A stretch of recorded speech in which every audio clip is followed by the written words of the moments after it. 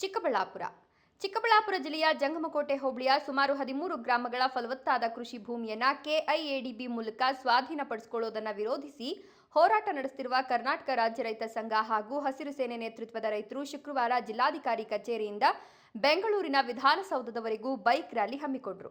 ಕಳೆದ ಸುಮಾರು 80 ದಿನಗಳಿಂದ ಜಿಲ್ಲಾಧಿಕಾರಿ ಕಚೇರಿ ಎದುರು ನಿರಂತರ ಪ್ರತಿಭಟನೆ ನಡೆಸುತ್ತಿದ್ದ ರೈತರು ಸರ್ಕಾರ ಮತ್ತು ಅಧಿಕಾರಿಗಳು ತಮ್ಮ ಮನವಿಗೆ ಸ್ಪಂದಿಸದ ಹಿನ್ನೆಲೆಯಲ್ಲಿ ವಿಧಾನಸೌಧಕ್ಕೆ ಮುತ್ತಿಗೆ ಹಾಕುವ ಎಚ್ಚರಿಕೆ ನೀಡಿದರು.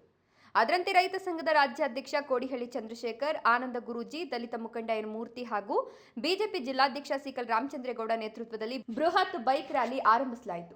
ಸರ್ಕಾರ ಲ್ಯಾಂಡ್ ಮಾಫಿಯಾ ಮಾಡೋದನ್ನ ನಿಲ್ಲಿಸಬೇಕು. ಒಂದು ಸರ್ಕಾರಿ ಕಾಯ್ದೆ ಕೆಳಗಡೆ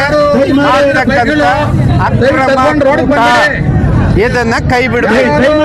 ರೈತರು ಭೂಮಿ ಯಾಕೆ ಬಳಸ್ತಾ ಇದ್ದಾರೆ? ಅನ್ನ ಉತ್ಪಾದನೆ ಮಾಡೋದಕ್ಕೆ. ಇದು ಸರಿ ಇಲ್ವಾ? ಹಾಗಾಗಿ ನಿಮಗೆ ಭೂಮಿ ಬೇಕಾ? ನಾವು ಕೊಡ್ತೀವಿ. ರೈತರ ಭೂಮಿ ಕೈ ಹಾಕೋಣ. ಸರ್, ರೈತರ ಒಂದು ಪ್ರತಿಭಟನೆ ಸುಮಾರು ಸಾವಿರಾರು ಸಂಖ್ಯೆಯಲ್ಲಿ ಪೊಲೀಸರು ಜಮಾವಣೆ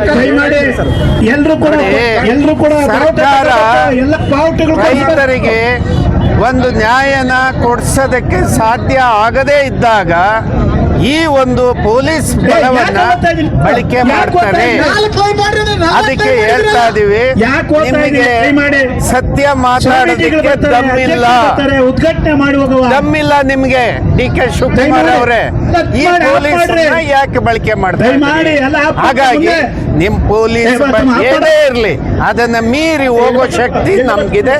ನಾವು ಹೋಗ್ತೀವಿ. ಸರ್, ನಿಮ್ ಪ್ರತಿಭಟನೆ ಅದು ಸರ್ಕಾರ ಉತ್ತರ ಕೊಡ್ಬೇಕು. ಪೊಲೀಸ್ ವ್ಯವಸ್ಥೆ ಮಾಡ್ಕೊಂಡಿರೋದು ನೋಡಿದ್ರೆ ಅದೇ. ಈ ವೇಳೆ ಮಾತನಾಡಿದ ಕೋಡಿಹಳ್ಳಿ ಚಂದ್ರಶೇಖರ್, ಜಂಗಮಕೋಟೆ ಭಾಗದ ಫಲವತ್ತಾದ ಕೃಷಿ ಭೂಮಿಯನ್ನ ಕೈಗಾರಿಕೆಗಳಿಗಾಗಿ ಸ್ವಾಧೀನಪಡಿಸಿಕೊಳ್ಳುವ ಕ್ರಮದ ವಿರುದ್ಧ ನಮ್ಮ ಹೋರಾಟ ನಡೀತಾ ಇದೆ. ಇದು ರೈತರ ಭೂಮಿ ಹಾಗೂ ಅನ್ನದಾತರ ಬದುಕು ಉಳಿಸುವ ಹೋರಾಟ. ಸರ್ಕಾರ ಕೆಐಎಡಿಬಿ ಯೋಜನೆಯನ್ನ ಬೇರೆ ಪ್ರದೇಶಕ್ಕೆ ಸ್ಥಳಾಂತರಿಸಿ ಕೃಷಿ ಭೂಮಿಯನ್ನ ಉಳಿಸಬೇಕು ಅಂತ ಆಗ್ರಹಿಸಿದ್ರು.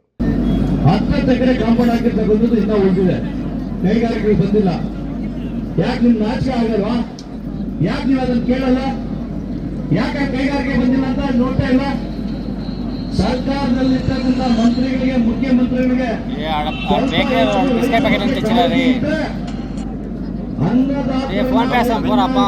ಭೂಮಿನ ಫಲವತ್ತಾದ ಭೂಮಿನ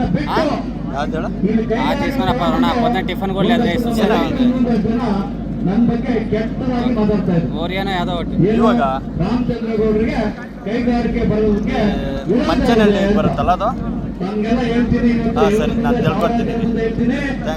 ನಿಮ್ಗೆಲ್ಲ ಏನಾದ್ರು ಬದ್ಧತೆ ಇದೆ.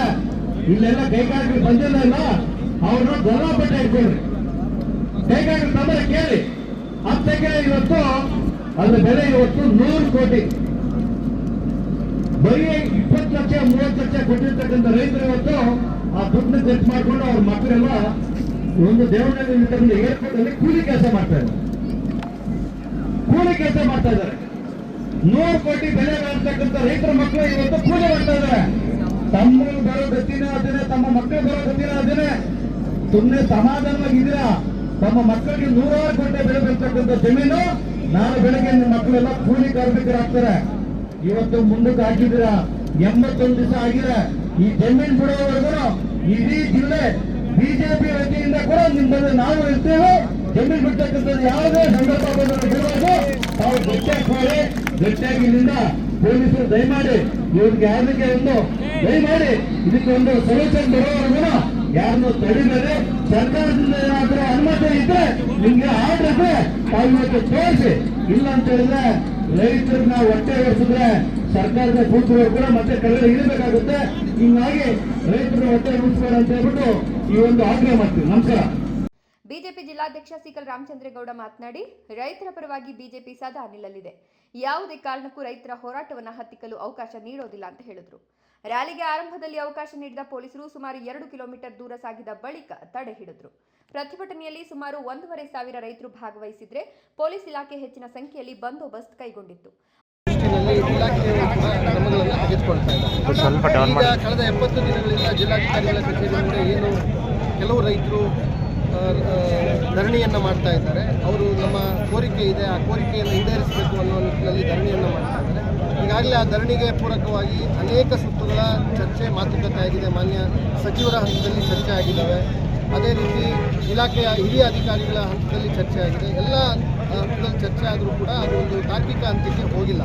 ಅದರ ಹಿನ್ನೆಲೆ ಹೋಗಿಲ್ಲ ಅನ್ನೋ ಭಾವನೆಯಿಂದ ಅವರು ಇವತ್ತು ಬೈಕ್ ರ್ಯಾಲಿಯನ್ನು ರಾಜ್ಯದ ಮೂಲೆಗಳಿಂದ ಬಂದಂಥ ರೈತರು ಎಲ್ಲ ಸೇರಿ ಒಂದು ಸಾಂಕೇತಿಕವಾದಂಥ ಒಂದು ರ್ಯಾಲಿಯನ್ನು, ಪ್ರತಿಭಟನೆಯನ್ನು ನಮ್ಮ ಜಿಲ್ಲೆಯಲ್ಲಿ ಇವತ್ತು ಹಮ್ಮಿಕೊಂಡಿದ್ದೇವೆ. ನಮ್ಮ ಪೊಲೀಸ್ ವರಿಷ್ಠಾಧಿಕಾರಿಗಳು ಎಲ್ಲರೂ ಕೂಡ ಕಾನೂನು ಸುವ್ಯವಸ್ಥೆ ದೃಷ್ಟಿಯಲ್ಲಿ ಏನೇನು ಕ್ರಮಗಳು ತೆಗೆದುಕೊಂಡಿದ್ದೀವಿ ಅವರು ಕೂಡ ಶಾಂತ ರೀತಿಯಿಂದ ಮಾಡಿ ಒಂದು ಮನವಿಯನ್ನು ಮಾಡಿದ್ರು. ಈ ಎಲ್ಲ ಪ್ರಕ್ರಿಯೆಗಳು ಜಿಲ್ಲಾ ಹಂತದಲ್ಲಿ ಇಲ್ಲ ಅಂತಕ್ಕಂಥದ್ದು ಸ್ಪಷ್ಟವಾಗಿ ನಮಗೂ ಕೂಡ ಗೊತ್ತಿದೆ. ಸರ್ಕಾರ ಹಂತದಲ್ಲಿ, ಇಲಾಖೆಯ ಹಂತದಲ್ಲಿ ಒಂದು ಸಭೆಯನ್ನು ಏರ್ಪಡಿಸಿ ನಾವು ಸೌಹಾರ್ದಯುತವಾಗಿ ಇದನ್ನು ಪರಿಹಾರ ಮಾಡಿಕೊಳ್ಳಲಿಕ್ಕೆ ಅನುವು ಮಾಡಿಕೊಡ್ಬೇಕು, ಅದ್ರ ಬಗ್ಗೆ ಭರವಸೆ ಕೊಡಬೇಕು ಅನ್ನೋ ಕೋರಿಕೆಯನ್ನು ಏನು ರೈತ ಮುಖಂಡರು ಇಟ್ಟು ಈಗ ನಾನು ಇಲಾಖೆ ಹಿರಿಯ ಅಧಿಕಾರಿಗಳ ಜೊತೆ ಮಾತಾಡಿದ್ದೇನೆ.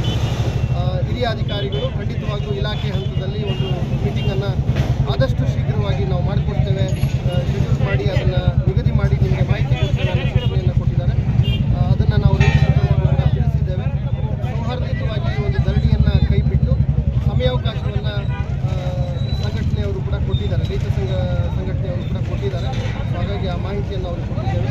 ನಮ್ಮೆಲ್ಲರ ಅಪೇಕ್ಷೆ ಇದೆ, ಯಾವುದೇ ಕಾನೂನು ಸುವ್ಯವಸ್ಥೆಗೆ ಭಂಗ ಬರದಂತೆ ಅಭಿವೃದ್ಧಿನೂ ಕೂಡ ಆಗಬೇಕು, ರೈತನೂ ಕೂಡ ಉಳಿಬೇಕು. ಆ ಎರಡೂ ನೆಲೆಯಲ್ಲಿ ವಾಸ್ತವದ ನೆಲೆಯಲ್ಲಿ ಸೌಹಾರ್ದಯುತವಾಗಿ ತೀರ್ಮಾನ ಆಗುತ್ತೆ ಅನ್ನೋ ಆಶಾಭಾವನೆ ನಮಗಿದೆ. ಆ ನಿಟ್ಟಿನಲ್ಲಿ ಪ್ರಯತ್ನ ಬಳಿಕ ಜಿಲ್ಲಾಡಳಿತದಿಂದ ರೈತರ ಸಮಸ್ಯೆ ಕುರಿತು ಸಭೆ ನಡೆಸಿ ಸರ್ಕಾರದ ಗಮನಕ್ಕೆ ತರಲಾಗುವುದು ಎಂಬ ಭರವಸೆ ನೀಡಿದ ಹಿನ್ನೆಲೆಯಲ್ಲಿ ರೈತ ಮುಖಂಡರು ಹೋರಾಟವನ್ನು ತಾತ್ಕಾಲಿಕವಾಗಿ ಹಿಂತೆಗೆದುಕೊಂಡರು. ಸರ್ಕಾರದ ಮುಂದಿನ ನಿರ್ಧಾರಕ್ಕಾಗಿ ಕಾಯೋದಾಗಿ ಅವರು ತಿಳಿಸಿದರು. ರೈತರ ಸಂಕಷ್ಟಗಳಿಗೆ ಹೋಗಿರುವಂತಹ ಅದ್ಭುತವಾದಂತಹ ಗುಣಗಳಂತೆ ಇವತ್ತು ಅಂಗೈಗಳ ಭೂಮಿಯನ್ನಿಟ್ಟುಕೊಂಡು ಅದರಿಂದ ಬೆಳೀತಕ್ಕಂಥ ಬೆಳೆ ನಾಡಿನದ್ದಕ್ಕೂ ಎಲ್ಲರಿಗೂ ಅನ್ನವನ್ನು ಉಣಬಡಿಸತಕ್ಕಂಥ ರೈತ ಬಾಂಧವರು ಇವತ್ತು ಸಂಕಷ್ಟದಲ್ಲಿದ್ದು ತಮ್ಮ ಅಂಗೈಗಳ ಜಾಗವನ್ನು ಕಳೆದುಕೊಳ್ಳುವಂತ ಪರಿಸ್ಥಿತಿ ಎದುರಾಗಬೇಕಾದ್ರೆ ಇದಕ್ಕೆಲ್ಲ ಧ್ವನಿ ಎತ್ತಬೇಕಾದಂತ ಸುಗಂಧರ ಇವತ್ತಿದೆ. ಈಗಾಗಲೇ ಸಾಕಷ್ಟು ದಿನಗಳಿಂದ ನಿರಂತರವಾದಂತಹ ಹೋರಾಟವನ್ನು ಮಾಡಿ ತಮ್ಮ ಕಾಯಕವನ್ನ ಪ್ರತಿನಿತ್ಯದ ಕಾಯಕದಲ್ಲಿ ಇಲ್ಲೇ ಒಂದು ಜಿಲ್ಲಾಧಿಕಾರಿಗಳ ಕಚೇರಿಯ ಮುಂದೆ ಬಂದು ನಮ್ಮ ಜೀವನ ಹೀಗಾಗಿದೆಯಲ್ಲ ಅನ್ನತಕ್ಕಂಥ ಪರಿಸ್ಥಿತಿಯನ್ನ ತೋಡ್ಕೊಂಡ್ರು ಸಹಿತ ಇವತ್ತಿಗೂ ಯಾರೊಬ್ಬರು ಬಂದು ಸರಿಯಾದ ರೀತಿ ಸಹಕರಿಸ್ತಾರೆ. ನಮ್ಮ ಭೂಮಿ ನಮಗೆ ಬಿಟ್ಟುಕೊಡುವಂತ ರೀತಿಯಲ್ಲಿ ಒಂದೆಚ್ಚೆ ಹಿಂದೆ ಆಗ್ತಿರೋದ್ರಿಂದ ಇವತ್ತು ಈ ಒಂದು ಬೈಕ್ ರ್ಯಾಲಿ ಎಂಬತಕ್ಕಂಥದ್ದನ್ನ ಅದ್ಭುತವಾದಂತ ರೀತಿ ನಮ್ಮ ರಾಮಚಂದ್ರಗೌಡರು ಹಾಗೂ